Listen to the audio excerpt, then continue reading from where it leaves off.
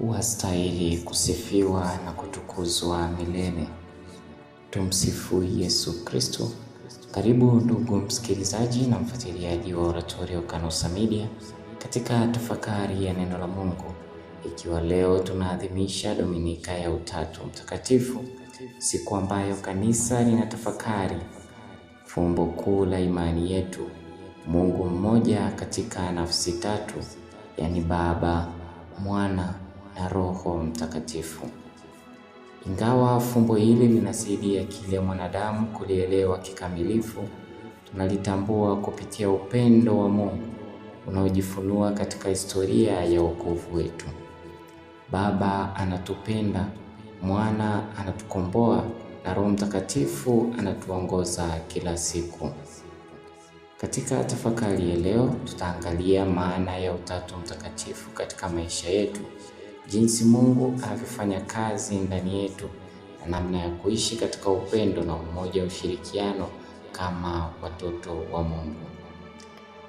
Katika masomo yetu ya leo, somo la kwanza kutoka katika kitabu cha Kutoka sura ya 34b hadi ya 6, ile aya 8 hadi ya 9. Mungu anajifunua kwa Musa kama Mungu mwenye huruma na neema na si mwepesi wa hasira. Katika somo letu la pili kutoka waraka wa Mtume Paulo anawaandikia Wakorinto. Katika waraka wake wa pili, Paulo anawahimiza waamini kuishi katika amani, furaha na upendo.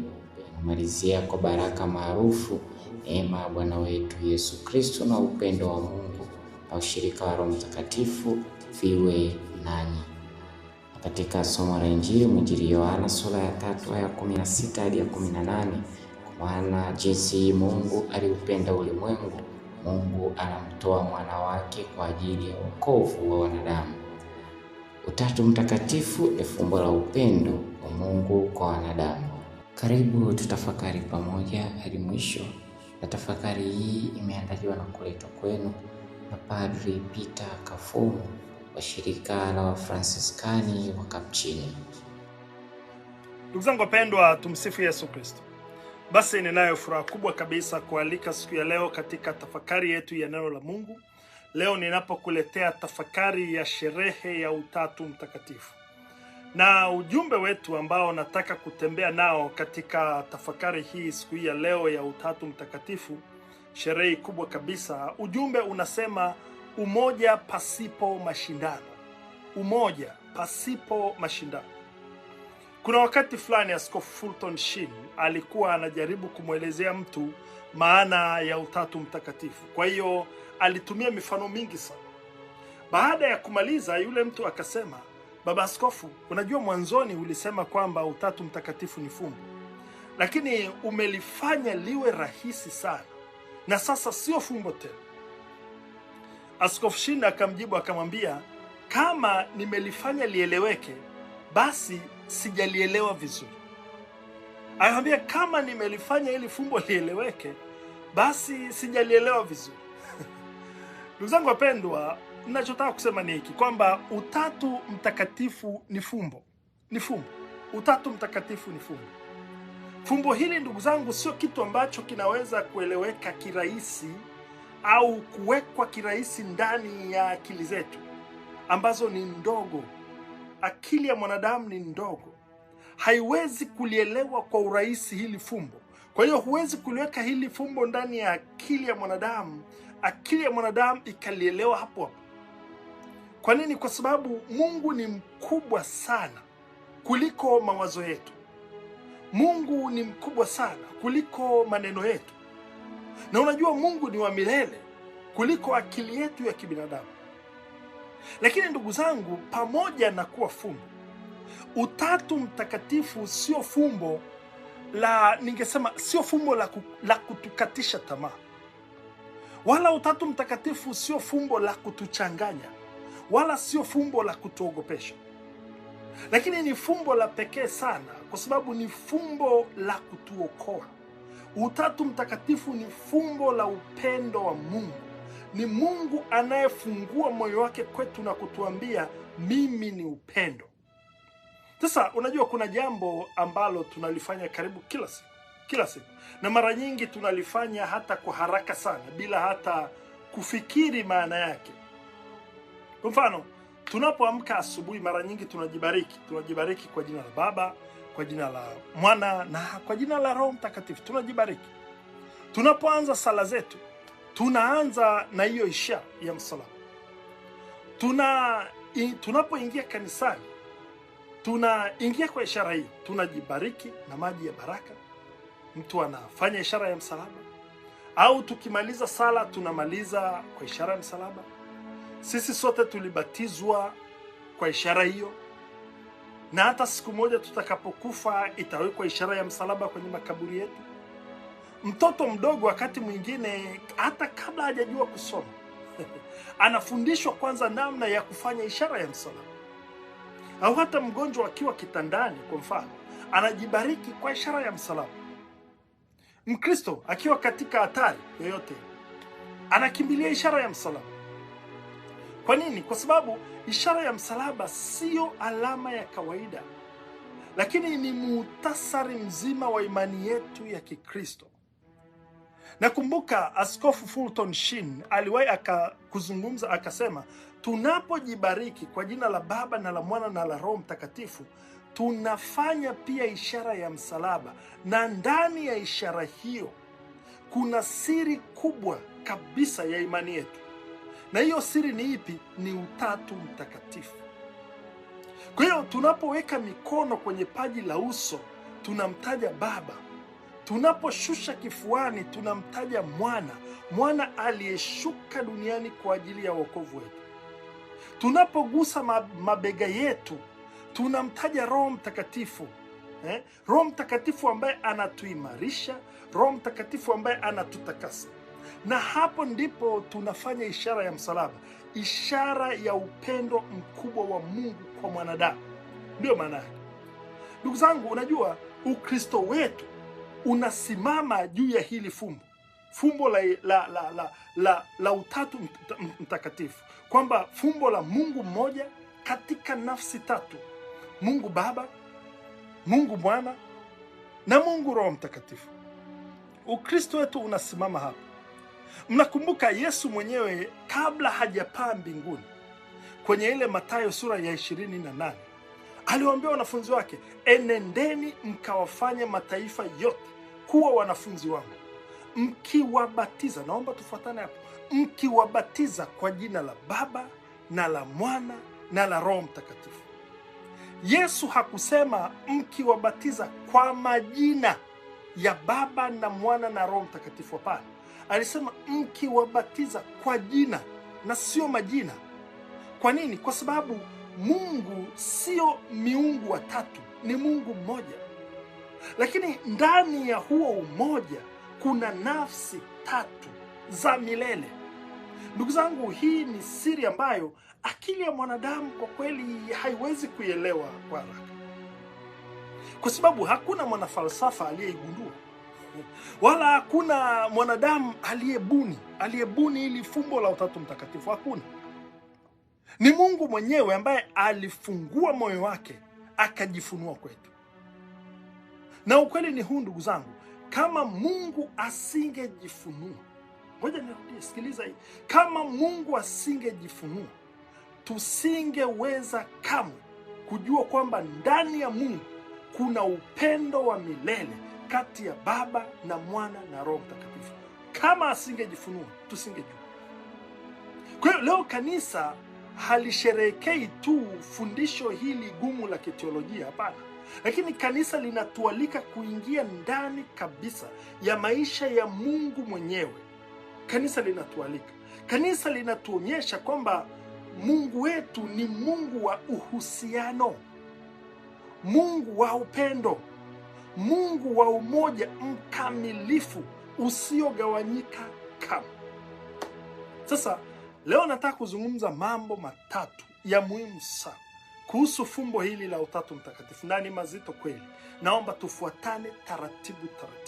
tufuatane taratibu. Naomba usikilize tena na kusikiliza na kusikiliza.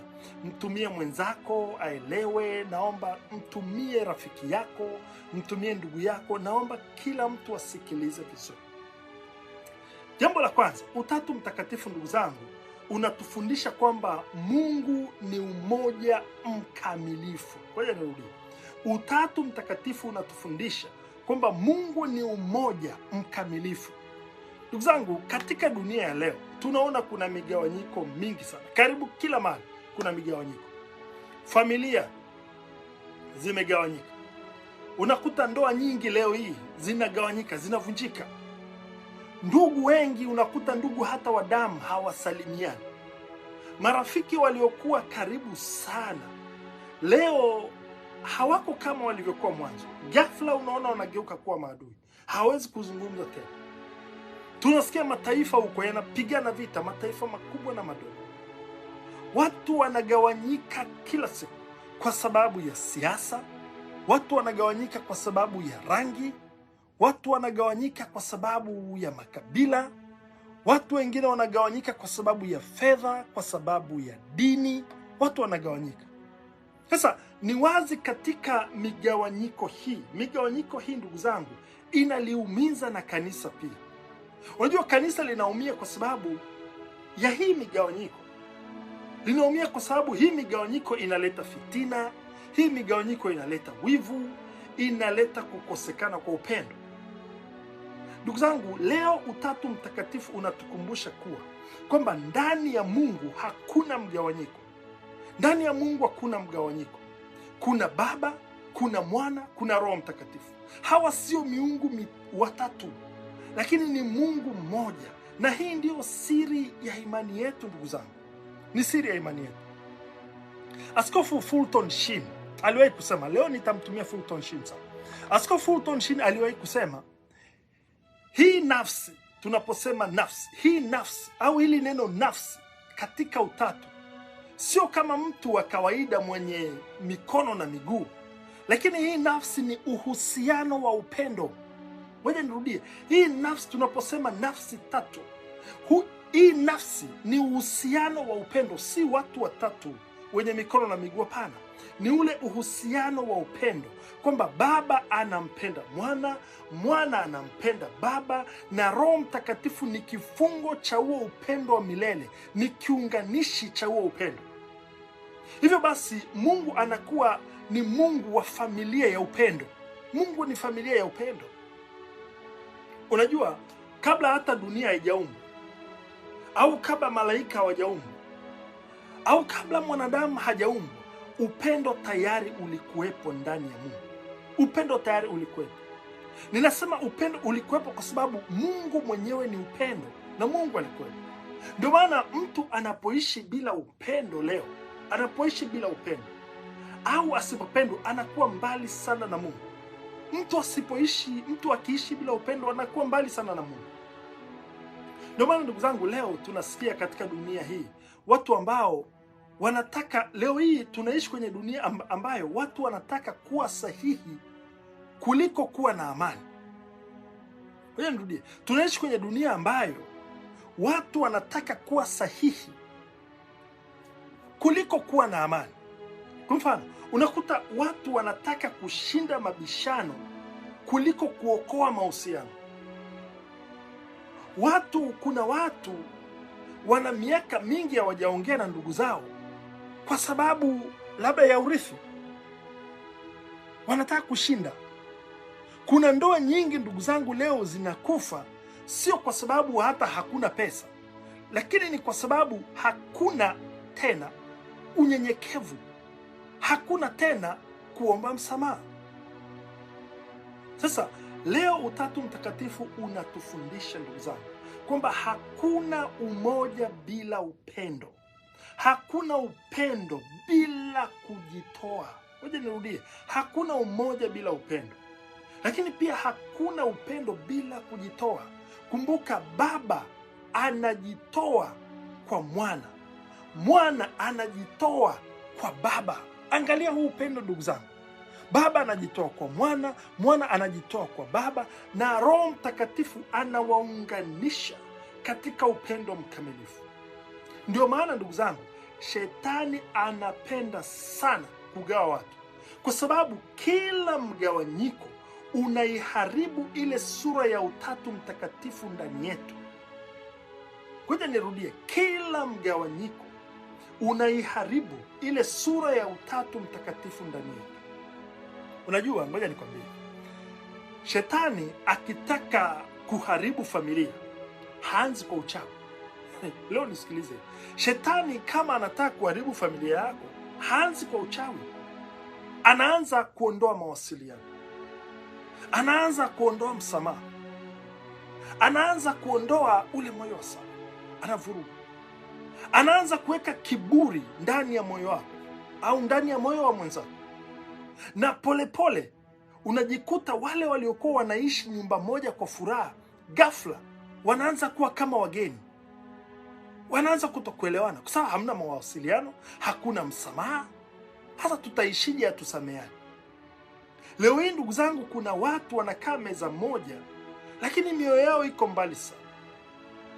Kuna hata wanandoa wanaweza wakalala kitanda kimoja lakini hawazungumzi tena. Wana wiki 3, wiki 4, mwezi, miezi miwili hawaongei. Wanakaa tu pamoja kwa sababu wanaona aibu kwa sababu ya watoto. Kuna watoto leo hawana muda na wazazi wao tena. Siku hizi ndugu zangu, uhusiano wa mtu na mtu umekuwa replaced na simu. Kwa hiyo unakuta siku hizi uhusiano wa mtu na simu yake ni mkubwa kuliko uhusiano wake na mtu mwingine, uhusiano wake na mwenzake.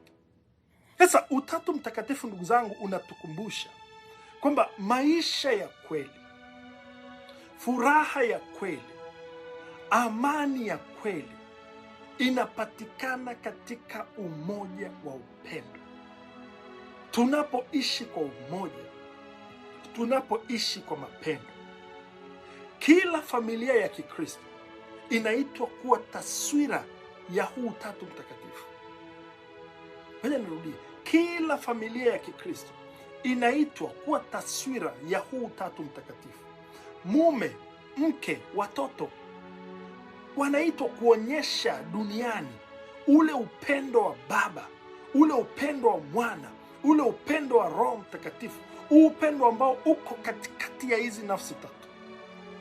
Na kanisa kwa kweli linapaswa kuwa mahali pa umoja, mahali ambapo watu wanaweza wakasameheana, mahali ambapo watu wanaweza wakabebana pamoja na matofauti walionayo, mahali ambapo watu wanaweza wakapendana bila kujali tofauti walizo nazo.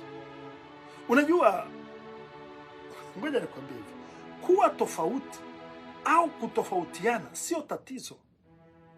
Tatizo ni pale ambapo kunakosekana upendo. Tatizo ni kukosekana kwa upendo. Kwa hiyo kuwa tofauti au kutofautiana it's okay. It's okay kutofautiana.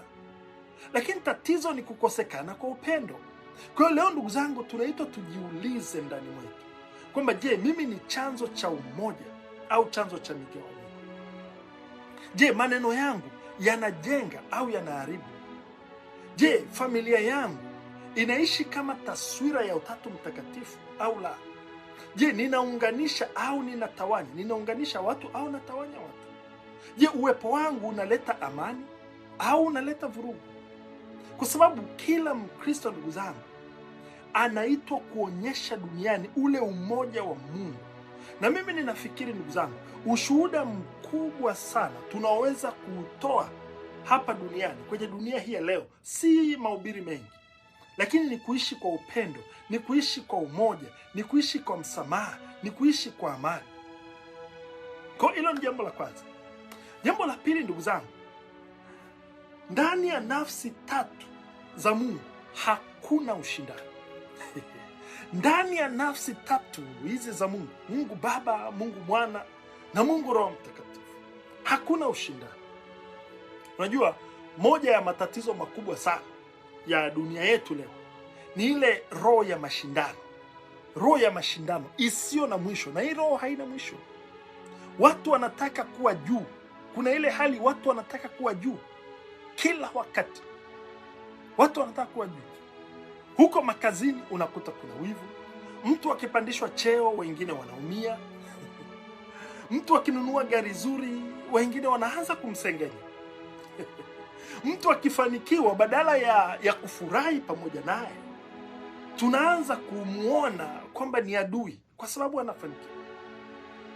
Unakuta hata katika familia zetu hizi hali zipo. Ndugu wanagombana kwa sababu tu mmoja amefanikiwa zaidi.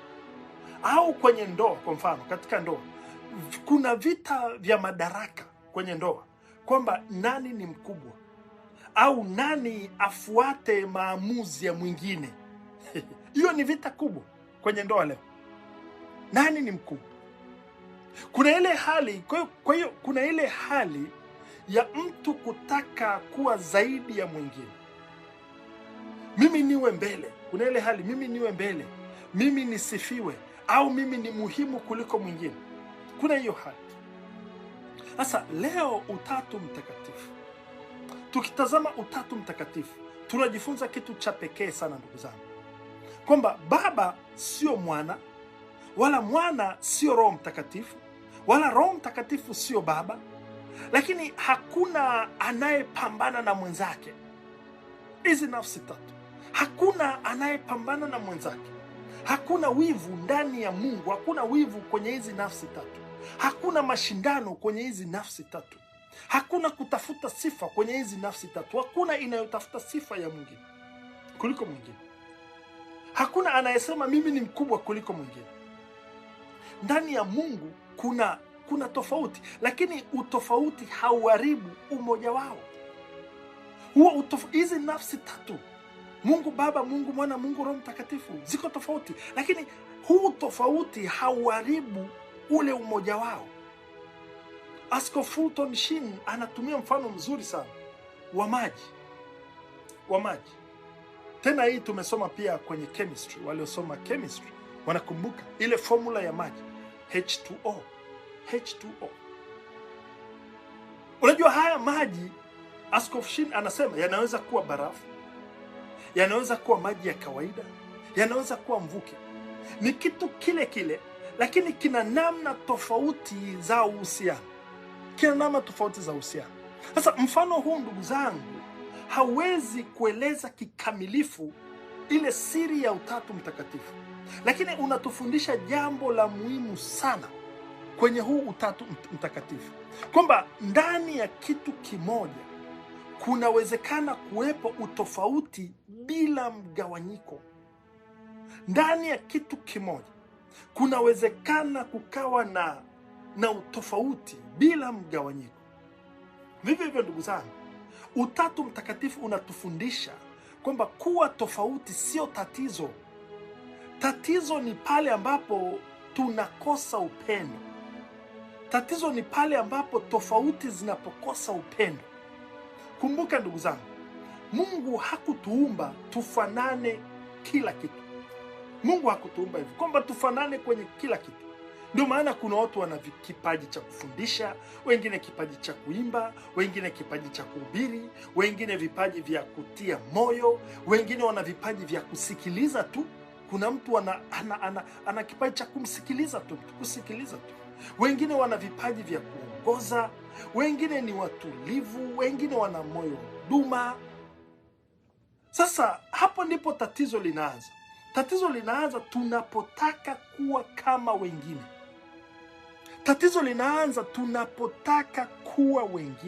Hapo ndipo tatizo. Lakini hizi tofauti hazina shida, ni baraka. Lakini pale tunapoona unataka kuwa kama mwingine. Unajua kuna watu wengi sana leo wanateseka si kwa sababu hawana thamani. Wanateseka kwa sababu wanajilinganisha sana na wengine. Na hii mitandao ya kijamii imeongeza hilo tatizo, limekuwa kubwa sana.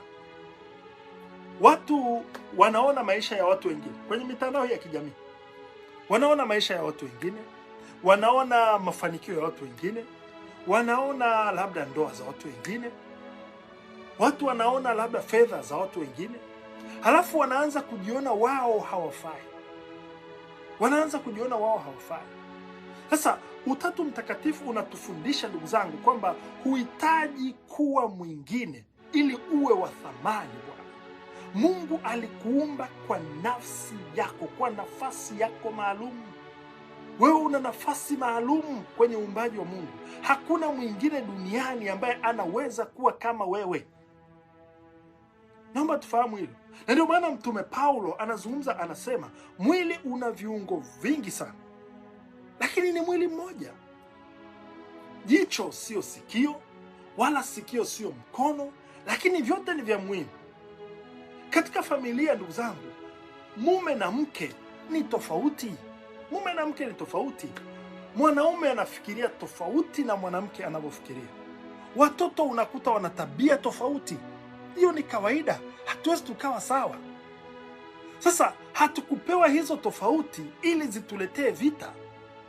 Hizo tofauti zipo ili zituletee ukamilifu, tukamilishane. Kwa familia nzuri sio zile ambazo watu wanafanana. Hapana, ni ile ambayo watu wako tofauti lakini wanajifunza kupendana pamoja na zile tofauti walizonazo. Sasa leo katika kanisa ndugu zangu, kwa mfano mzuri ni kwenye kanisa. Kwenye kanisa kuna mapadre, kwenye kanisa kuna watawa, kwenye kanisa kuna walei, kwenye kanisa kuna vijana, kuna wazee, kuna watoto, lakini wote ni mwili wa Kristo. Na kanisa linakuwa zuri sio kwa sababu kila mtu anafanya kazi moja. Hapana, ni kwa sababu kila mtu analeta zawadi yake mbele za Mungu, zawadi ya vile alivyo mbele za Mungu. Huyu ana uwezo huu, huyu ana kipaji hiki, huyu ni kijana, huyu ni mzee, tunahitaji busara za wazee, tunahitaji nguvu za vijana. Kwa kila mtu ana nafasi yake. Tunapoleta kwa pamoja tunajenga mwili wa Kristo. Kama kuna jambo ambalo linasikitisha sana leo ndugu zangu, ni ile kuna watu wanadharau vipaji vyao kwa sababu wanaviona ni vidogo sana. Sasa kumbuka, mbele za Mungu hakuna huduma ndogo. Kuna watu wanafikiri labda kwa sababu mimi sihubiri kama fulani basi mimi sifai. Kuna mwingine anafikiri kwa sababu mimi sina pesa kama fulani basi mimi sina maana. Kuna mwingine anafikiri kwa sababu mimi sijulikani kama fulani basi mimi si kitu. Hapana. Ndugu zangu, Utatu Mtakatifu leo unatukumbusha kwamba thamani yako haitokani na kushindana na wengine. Thamani yako inatokana na ukweli kwamba umeumbwa na Mungu kwa kusudi maalum. Period. Unajua dunia leo haihitaji nakala nyingine ya mtu mwingine. Hapana. Dunia inakuhitaji wewe uwe jinsi ambavyo Mungu amekusudia uwe. Ndicho dunia inachotaka leo. Kwa hiyo pale ambapo tutafika mahali tuache mashindano, tutakapofika mahali tuache kujilinganisha, hapo ndipo tutaanza kuishi kweli ile sura ya Utatu Mtakatifu, ule umoja ndani ya utofauti na upendo bila mashindano. Tutaanza kuishi hivyo. Na jambo la mwisho, ngoja nimalizie jambo la mwisho. Wokovu wetu ndugu zangu ulitokana na Utatu Mtakatifu. Kama ulikuwa hujui, wokovu wetu ulitokana na Utatu Mtakatifu. Wokovu wetu umetokana na Utatu Mtakatifu. Unajua, kila tunapofanya ishara ya msalaba tunapaswa kukumbuka kwamba hiyo sio ishara ya kawaida. Unajua, tunapofanya ishara ya msalaba lazima tukumbuke kwamba hiyo sio ishara ya kawaida. Hiyo sio ishara labda niseme hivi, ishara ya msalaba sio desturi ya kidini. Ishara ya msalaba sio alama ya mazoea tuliozoea tangu utoto, tumezoea kufanya hivyo. Hapana.